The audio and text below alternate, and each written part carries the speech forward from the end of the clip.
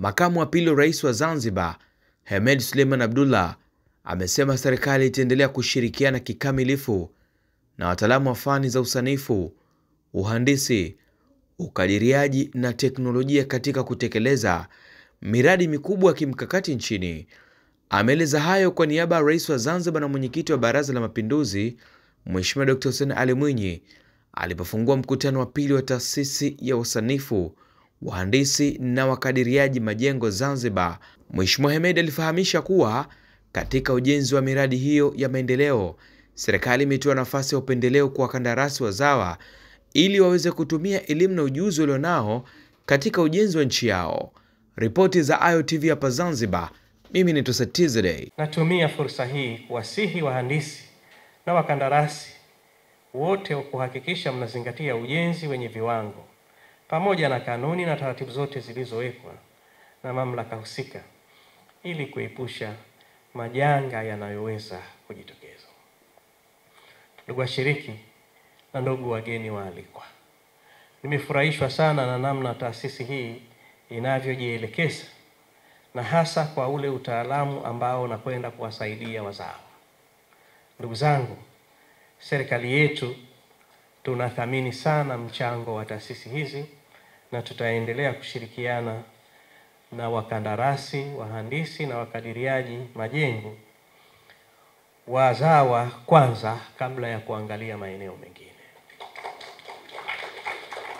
Ni dhahiri kwamba katika miradi ambayo imetekelezwa katika kipindi chetu cha miaka mitano cha serikali ya awamu ya 8, miradi mingi imetekelezwa na wakandarasi wazawa, na kwa kweli imetekelezwa kwa kiwango kinachoridhisha. Hii ni ishara ya kwamba uwezo tunao na tunajiamini kufanya kazi kama wazawa, lakini kinachotakiwa ni support ya serikali.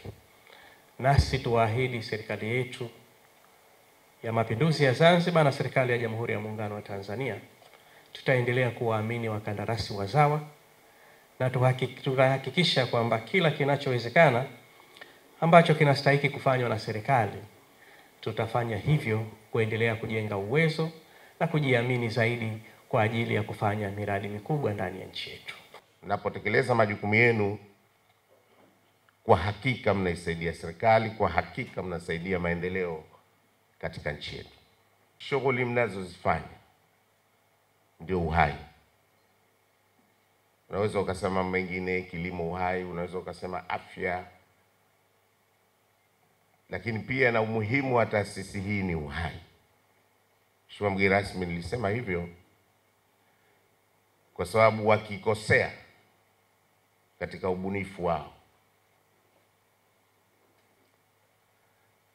wanaweza kusababisha maafa makubwa. Jengo hili tulilokaa sisi hatujui, lakini mlio sanifu ndo mnajua uimara wa jengo hili. Sisi tupo tu, tumewaamini. Mheshimiwa, tumeaminisha maisha yao kwao. Madaraja makubwa yanayojengwa, pamoja na kwamba kuna acts of God, lakini pia na human error inaweza ikasababisha maafa makubwa.